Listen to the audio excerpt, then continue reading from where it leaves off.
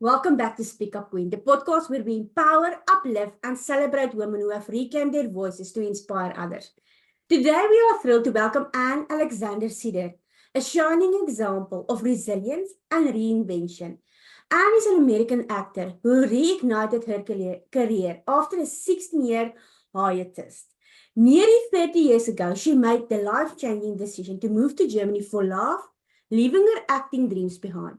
But at 47, Anne courageously decided to reclaim her passion, navigating the challenges of starting over in a foreign country, learning a new language, and overcoming doubts. Currently, you can catch Anne lighting up the screen in the Hallmark Christmas movie A Heidelberg Holiday, streaming on Netflix. Anne's journey is about so much more than acting. It's about rewriting your story, turning challenges into opportunities, and inspiring others to do the same. Through her programs, Get Better Roles for Actors and Passion Project to Pro, and empower individuals to turn their passions into meaningful, sustainable careers. Get ready for a heartful and inspiring conversation about courage, reinvention, and finding your voice. Let's welcome Alexandra Ceder to Speak Up Queen. Marika, thank you so much for having me. I'm so thrilled to be here. Thank you. And what was the most challenging limiting belief you had to overcome? And how did breaking free from it help you reclaim your voice? I think I need to back up and sort of give you a little bit of backstory before I lead into that. So, as you mentioned, I was a professional actor in the States. I was SAG-AFTRA working on my equity card, meaning I was able to support myself entirely as an actor. We didn't need much money back then in our 20s. But I was very happy with the way my life was going and kind of thought I had a straight path to where I wanted to go. And then I met this hot German guy, and life throws you a curveball, and I ended up in Germany. Very quickly thereafter, starting our family, our son. And I didn't speak German when I first moved here, so that was a big hurdle. And I just honestly, even though I had such a passion for acting, I couldn't imagine doing anything else with my life. I just didn't see a way forward if I didn't speak the language of where I was living. And you have to remember, this is a long time ago. And today we have self-tapes and all of that. Today it's a digital world, but it was not back then. So I had no way of going forward with it. So, originally I was a mom, parent. Got very ill during the third trimester of my pregnancy, which I almost died from. And that was obviously a very traumatic experience. And it also made me question what my purpose is, what life's meaning is, on so many levels. I was that weird, skinny, bald woman that walked into the room that people are like, ooh, what's wrong with her? Something's wrong with her. And for me, I think the purpose in that was truly finding empathy on another level with people who I may not have empathized with before, just from being young and self-absorbed and dumb and, all of those things. But it really made me understand on so many levels, we are not always in control of what happens to us, but we are in control of the narrative that we tell ourselves around what happened to us. And we can either decide to use it for our good, to feed our souls, or we can decide to be victimized by it for the rest of our lives.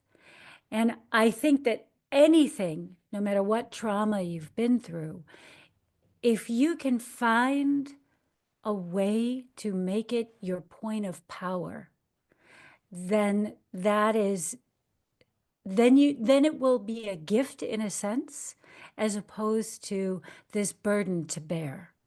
And this kind of leads me to my second point. Often your biggest challenge is the key to unlocking the solution to whatever problem you're facing. So while that was not an obvious problem, it did because, well, I didn't think I was acting anymore, but it did make me a deeper, more empathetic, emotionally intelligent human being. So that was very helpful later on for the job that I came back to. So back to sort of my career trajectory. I decided after about 2 years, I was going to do voiceover, or I was going to try and do something, right? So I found there was a poster up somewhere for the American Drama Group in Munich. So I was like, perfect. Let me go talk to that guy. So I went in, I scheduled an audition, I auditioned for him, everything went really well. And he's like, welcome aboard. And he pulls out a calendar and he starts showing me his touring schedule. And I was like, oh, wait, I can't tour. I'm a mom. I have a little boy at home. I have a husband. I was so embarrassed and mortified to have wasted his time. But I stood up, and just as I'm leaving and closing the door behind me, and just as I'm doing that, on a whim, I leaned back in and I said, hey, Grantley, you don't happen to know anybody in Munich that I could maybe reach out to about acting? And he thought about it for 2 seconds and he gave me two names. And those two people became pivotal for my voiceover career, which led to my presenting career, which led to also commercials and things like that, which is what I was doing in this 16-year hiatus. So it was acting adjacent, but it wasn't like the meaty acting. And because I kind of always like to pull out a lesson from every pivot where something happens unexpectedly. I think here the unexpected lesson that I took away from it was, first of all, it never hurts to ask, and to make it easy for someone to help you. So it was no skin off his nose to rattle off these two names and then left it to me to go look them up. But that was an easy lift for him. So if you are looking to make a connection with someone, or even just to expand your network, that's a really easy way to do it. Even when someone can't officially help you for the reason you came, you can still have a plan A, a plan B, a plan C, and then, of course, reach back out to them. It gives you an opportunity, obviously, to say, thank you. You introduced me to these two people. They were just immensely helpful. Okay, so fast forward 16 years. My son is now 16 years old, and he comes to me. We had a standing date on Friday nights. He comes to me on Thursday, and he said, Mom, do you mind if I not hang out with you tomorrow or any Friday going forward? As a matter of fact, any weekend going forward for the rest of my life. And I was like, oh, let me remove the dagger from my heart. But I mean, it's kind of bittersweet. This is what we plan for as parents, right? And for the first time, I had a chance to think about myself. And I think this is something that especially we women do. We put our kids first, we put our families first. And honestly, I think it is a form of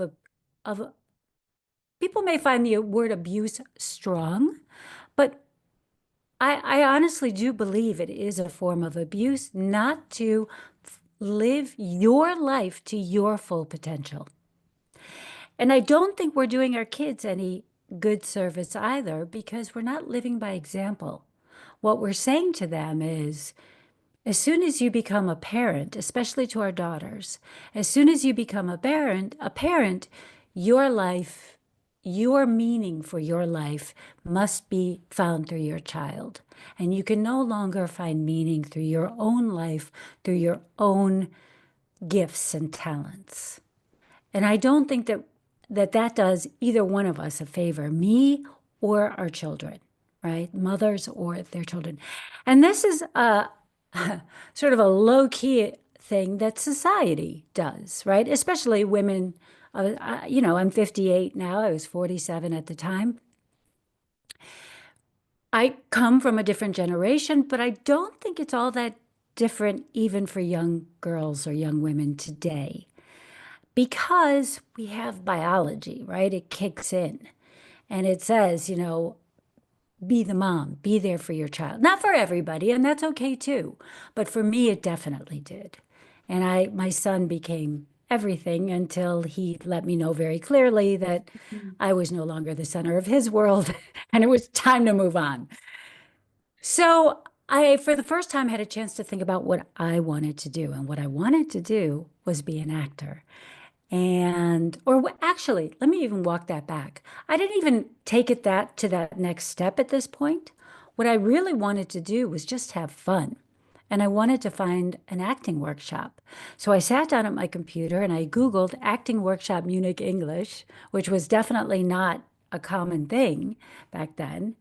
And one came up starting the following day with one seat open. So I whipped out my credit card, I signed up for that sucker, and I left that workshop 3 days later. It was amazing. It was truly everything I had hoped it would be. Because had it not been, my life probably would have taken an entirely different trajectory. But because it was truly, it put me back in touch with all of my passion and joy for the craft of acting. I came home and told my husband, I don't know how, but I need to relaunch my acting career. And that brings me to your question, which was what were the limiting beliefs? So that's my very long-winded way to coming to answering your question, but I feel like it needed a little bit of backstory to understand the context of my limiting beliefs. So at this point, I'm 47. I'm a foreigner. I don't speak German perfectly. And I have no industry contacts. I have no current show reel material. And not only is my husband kind of giving me the side eye, like, really? This is what you want to do? You know, are you sure you're not going to make a little bit of a fool of yourself and all of that? So the limiting beliefs that I was really dealing with were around age, believing that my time had passed me by, believing that my accent was going to be a huge problem.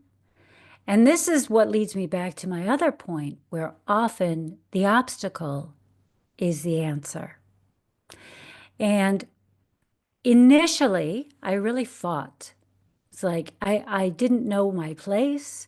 I didn't understand how I was being perceived, right? I had left the industry as a fairly young woman, and now I'm middle-aged. I hate that term, but you know, that's what it is. And but I still felt vital and strong and attractive and all of those things. And that is how I wanted to be seen. So I was really trying to find my way into that. And finally, a friend of mine really helped me with that. That was one thing. She had said to me, you know, you're not an ingenue anymore. You're a character actor. And you, as a character actor, have all this freedom that you never had as a young woman. Shh, my dog's growling at somebody out the window. And now that helped immensely, but what really helped me to get over my limiting belief was I became a life and career coach just to understand how to get over that limiting belief, which it did. And that led me to sort of another revelation, which Zoe, stop, girly, which led me to another revelation, which was that I could adopt somebody else's framework, I could adopt somebody else's strategies, and shorten the timeline it would take me to figure these things out on my own. So there you go. That's the answer to that question.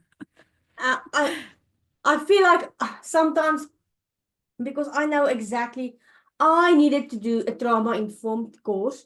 I needed to do a self-healing course, not to, yes, to be a better coach for my clients, but for myself to say, but there must be shortcuts. Surely there must be, because I am very lazy. I like to have shortcuts. Like my brain is like, no, no, no. There must be an easier way. And yeah, I know exactly what you mean about, yeah, it's amazing. And Yes. Yeah. Yeah. Go ahead. Go ahead. You have your next question. Yeah. can you share a moment when someone's words or actions made you feel small and how you found the strength to rise above it? Mm. I'm just going to say the first thing that comes into my mind. Yes. which was really hurtful. When I was a little girl, I was 10 going on 11, and I was away at summer camp, and we had taken a trip to this island away from the sleepover summer camp that didn't have any cars or anything like that. It was a beautiful place called Mackinac Island in Michigan. But on this island, on this field trip, I got my period for the first time. And oh my God, I remember, first of all, I was mortified. As a little girl, you're just mortified about this, even though I was waiting for it and, hoping for it.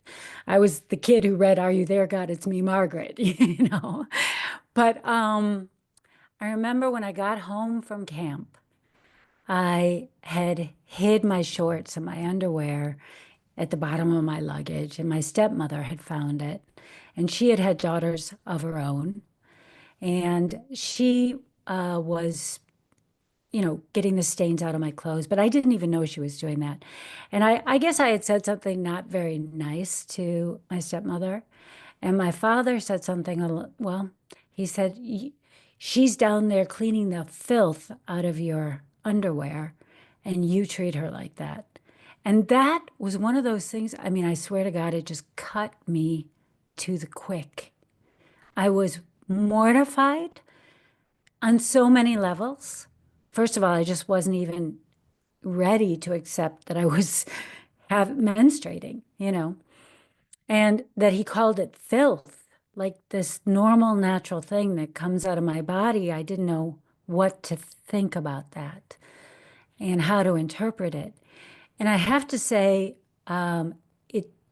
it it really took me a long time, and it's still one of those things that I can use as an actor when I need to feel shame and confusion and hurt. I can feel it even coming up like now, like so for me, and I don't know if this helps your listeners much, but I think often as an actor, we can take really ugly moments and turn them into art and reclaim our power over them. So I think this sort of goes to another technique that I have with my clients called catch, cancel, catch, correct, cancel. So it's the 3 C's of correcting a limiting belief. So first you have to become aware of something. And as a child, obviously, I could not become aware of any of this stuff. It had to be as an adult. Then you have to correct it. For instance, that was not filth. That was a perfectly natural and beautiful function of me as a woman, which gave birth to my child, which is my most treasured achievement, right? And so cancel it. And, actually, I jumped the gun on that. So to cancel it is to say something along the lines of, "That doesn't serve me. That is incorrect," that, and then to correct it. So with any limiting belief, for instance, the one I had around my age, I could ask myself, first of all, we casually, very casually, will say horrible things to ourselves, right? Do you know we have like 12,000 thoughts in a day? And of those 12,000 thoughts, roughly 9,000 of those are negative, which is just mind-blowing. So to get into the habit of first becoming aware of these negative thoughts, like, "Ugh, I'm too old. Ugh, it's too late. Oh, I'm going to make a fool of myself." All of those things, right? And then ask yourself, does that help me? Does that serve me? Who am I hurting? Those kind of questions, right? To correct, to cancel it. And then you want to move on to the correct, right? It's never too late. As long as I have breath in my body, I have something to give. And as long as I am willing to make a place for myself, there is a place for me. So did that answer your question? Maybe I went off. No, it doesn't. And what was the first step you took to move from feeling silence to finding your voice? And how did that step change your life? Yeah. Well, here I have to bring it back to when I was returning to my acting career. So I think often what makes us feel silenced is that we lack confidence. And confidence does not come from studying, from preparing, from learning. It doesn't even come from talking about it. It comes from doing. And so what I needed to do, what I knew I needed to do in order to get my voice as an actor back was to get my confidence back as an actor. And the only way for me to do that was to practice acting with people who were better than me. So what I needed were more coaches like the ones I had, like the one I had at that amazing workshop that I took. But the problem for me was all the English speaking coaches were not in Munich, right? They were in London, LA, New York, even Berlin, but not Munich. And so I had two choices. I could either fly around to these cities and get the training I needed, but that would have been cost prohibitive, time prohibitive as well, because even though my son didn't want to hang out with me on the weekends anymore, I still had to get him up for school and feed him dinner and, make sure he did his homework and all that stuff. So that would have limited me to 1 or 2 times a year, and that was not in alignment with the track that I was on. I wanted this like done. So my other choice was to bring the training to me, bring the mountain to Muhammad, bring the help to me, find the help I needed, which again goes back to the challenge. The obstacle is the answer, right? And so my obstacle was no training in Munich in English, that high caliber training in Munich in English. The answer is get that high caliber training in Munich in English. So I started to reach out to coaches and bring them to Munich because I knew if I could just find a handful of other actors to participate with me, I could get that training at the same price that I would pay if they were already in Munich.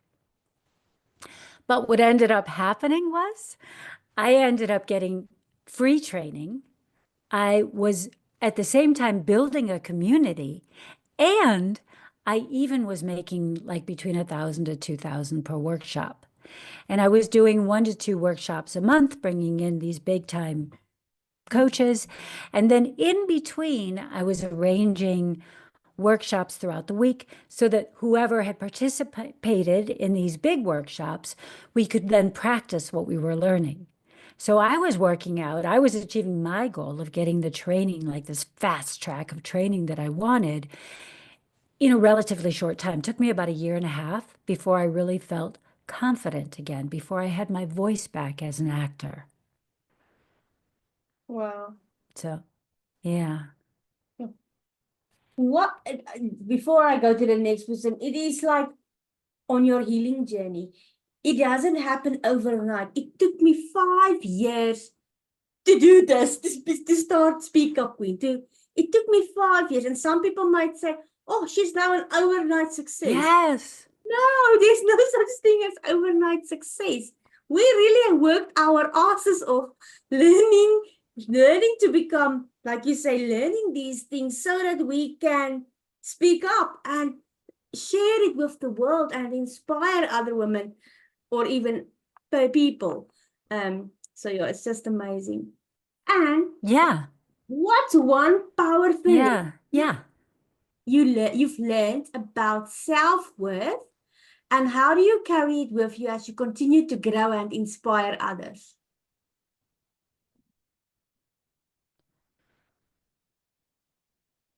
Can you hear me? So yes, yeah, you go in and out a little bit, but I think I heard you. What is one lesson that I learned about self-worth that I can use to inspire others? Is that was what your Yes. question was? Yes. Okay.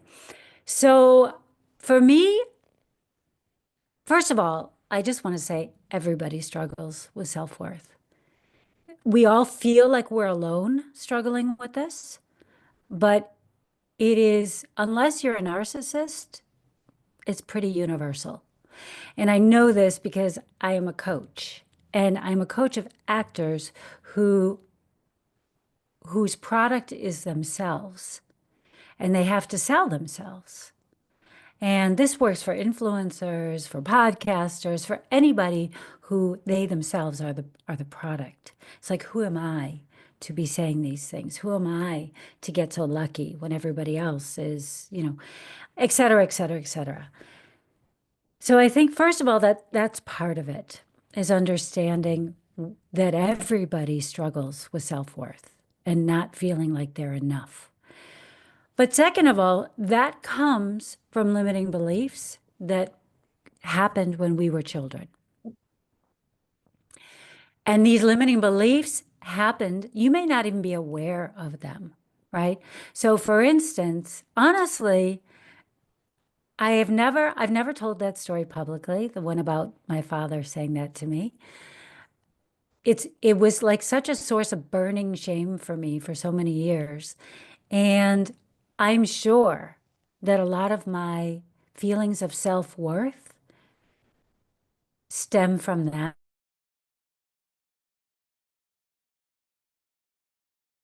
Mm.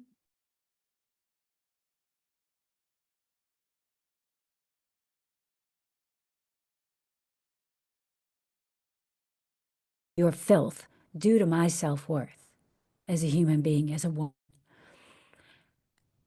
And I'm sure that there were other things as well, and some I'm aware of and some I'm not. But I recently did an interesting workshop with the Enoughness guy. I don't know if you've ever heard of him. His name is Michael J. Klein. He's the Enoughness guy. He's great. He does these workshops helping people to get to the root of their limiting beliefs. If you want, I can give you his information. You can link to him in the show notes as well. He's wonderful. And he sort of took me back. And obviously, I'm not a trained person in this technique. But one thing he did that I think anybody could do is go to a quiet room and just begin by asking, what am I feeling? What does that look like? Does it have a color? Am I sensing anything else? Where am I feeling it? How is it making me feel?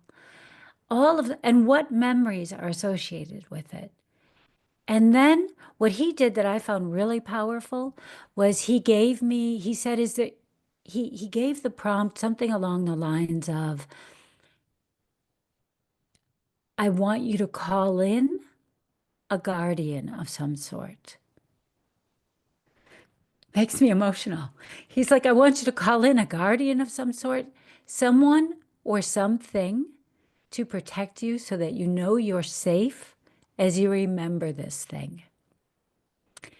And I think that that's also really powerful. So for me, it started out as the color purple that led to a bunch of lilac flowers, which reminded me of these flowers that I used to suck the nectar out of when I was a little kid. And I think it was just such a free, open time in my life where I did feel safe and I did feel loved and all of that. And so it brought me back to that. But in any case, I think we need to examine them. And one of the exercises I do with my actors is I have them write their stories as it's related to being an actor. So whatever that thing is in life that you want to do, that you feel you are destined to do, and I honestly feel like whatever your burning curiosity is, whatever you have a burning passion for, be it Kundalini yoga, Thai food, crocheting, foraging for edible fauna, it does not matter. Homesteading could be anything. Whatever you have a passion for, homeschooling your kids, right? So many things that we have a passion for. That is often the key to unlocking your purpose. So what I would encourage people to do is write the story of their lives, what has drawn them to their purpose, and what has pulled them away from their purpose. And then tell it to a few friends. The point is not to be interrupted, not to judge the story that was good, bad, entertaining, not entertaining. That's not what it's about. it's what are the patterns that people are seeing? And what are the words that are jumping out at them? Maybe resilience, maybe warrior, maybe empathy, compassion, whatever they are, but these kind of things, right? And then as that person to go off by themselves and say, these are, I realize that I have created some limiting beliefs around these experiences. What is the story that I've told myself around this experience? Because a belief is nothing more than a belief. We all believe the sky is blue, but is it? My sky is not blue right now, it's gray, right? Or what about at a sunset? It's red and purple and orange and pink, right? Red. I mean, beautiful, right? Or at a hurricane, then it's green. In the night, it's black or navy blue. So the sky, and honestly, that's how we human beings interpret the sky, but it's not how other living creatures on this earth all interpret the sky as being blue. So a belief is just a belief, and there's no reason you can't question any belief that you hold and try and play the devil's advocate to it. Be the person who got assigned the debate team on the other belief that you don't believe in and look for the evidence, because we are all victims of confirmation bias. And when you're looking for the evidence of something, you will find it. So look for the opposite evidence as well. I hope that answers your question. Yes, it does. If you Yeah. could tell your 17-year-old one thing, what would it be and why? I would tell my 17-year-old self to not be afraid, honestly. I think I let the fear of failure keep me from really trying my best to succeed, because if I didn't really try, I didn't really fail. Oh, I want to shed a tear for that girl, for all the wasted time. But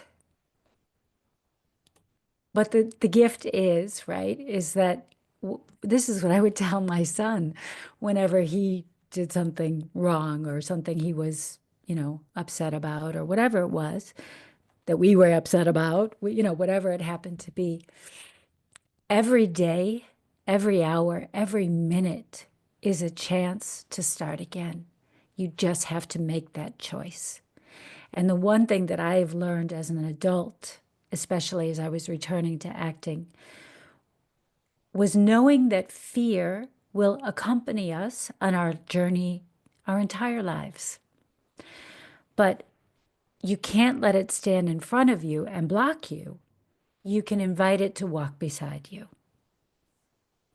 and watch you. And that's what I would try and get myself to understand, that it's, of course you're going to be afraid, but that's not a reason not to try. I just love it because starting podcast, it really took me 2 weeks to just post it out there on groups. I couldn't, Yeah. I was like, okay, but Marika, you have started, your why is bigger than, it's bigger than your fear. Your mission is way bigger and so much more, how do you say it, fulfilling than the fear of not even trying. So, and I'm like, well, if something is going to happen, something will happen, but as it must happen as soon as possible so that I can learn new things, get through it, and just move on, because there's no failure. There's only feedback. I Love mean, that. we are now doing this interview. It's thunderstorms out there. I am like, and we are still doing it. And I really, to be honest, I wanted to let you know, I don't think we can do this podcast today or this interview today because there's thunder. And yet again, we are here doing Here it. we are. There Yeah, we are. exactly. So, Yes. And you know what? I think it's a perfect example of something I always say, which is just start messy. imperfect action is always better than no action. So just do it, Yep. you know? Yeah. And I love that we just are doing it in spite of whatever. Yeah. How do you define thriving today? And what mindset shifts or practices help you embrace that definition? Hmm. That's a good question. So thriving, I think, has to do again with finding your purpose in life. Excuse me, it's not necessarily about money or um, money is a symbol that you're thriving. But we all know that there are many rich people who are not happy, right? So to truly thrive, I think we need to feel like our lives make a difference. And for me, that's through a couple of things, right? It is through my art. I love that I am able to sometimes reach out to people that I will never meet and hopefully show them something that they can relate to let them know that they're not alone. They're not the only ones experiencing this, that it is part of the human condition. And I get it. I see you, even if I don't see you. So that's part of it. Uh, Another part of it is my nose is so itchy. Sorry. Another part of it is, so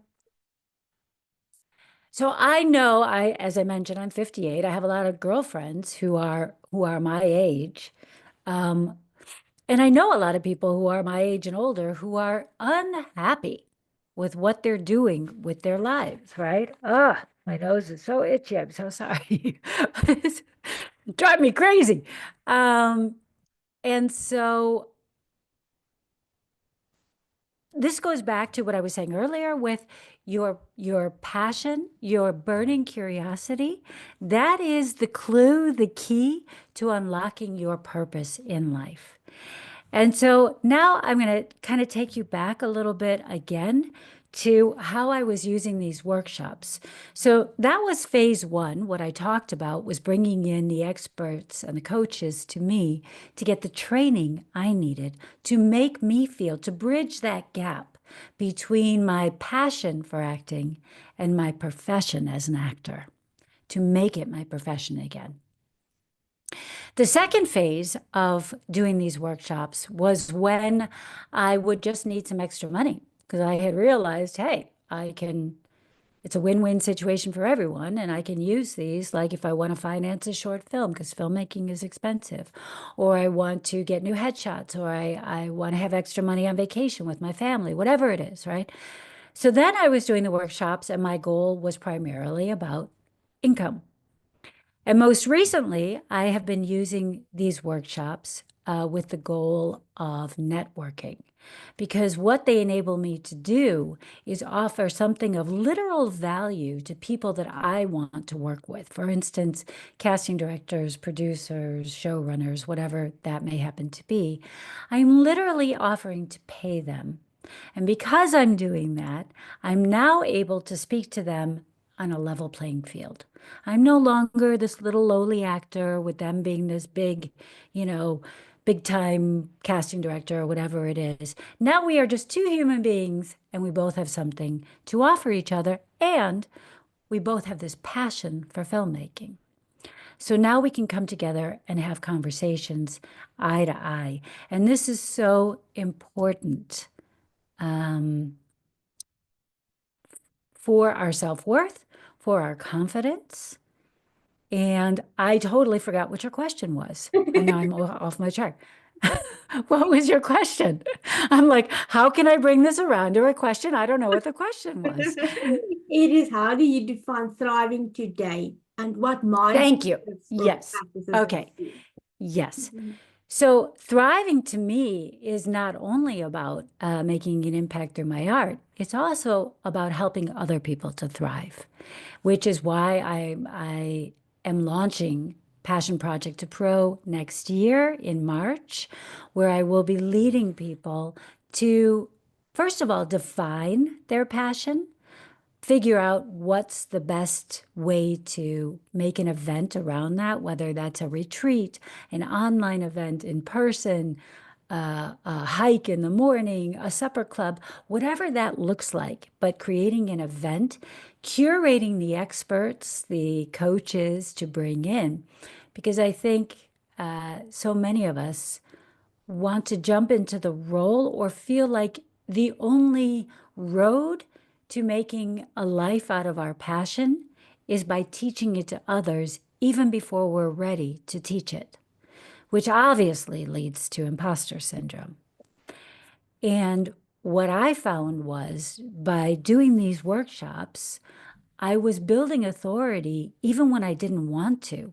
So initially, I really had to fight for my place as a participant in the workshops because otherwise I wasn't going to be getting the feedback I needed.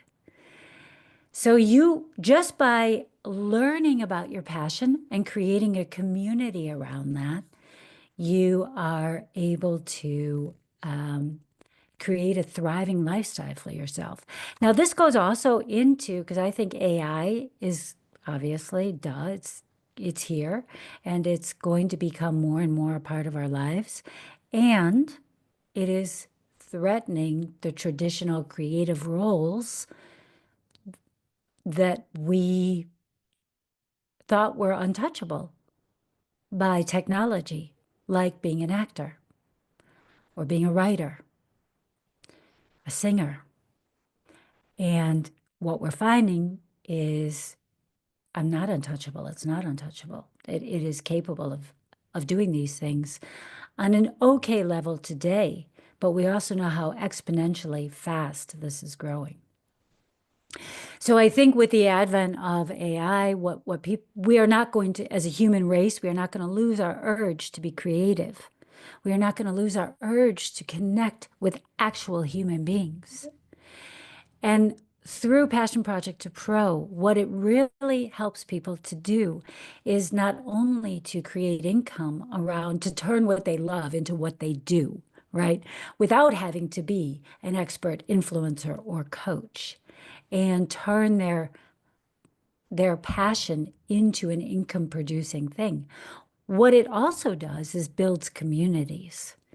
It helps people because we are all like walking around with, our noses in our cell phones and ear pods.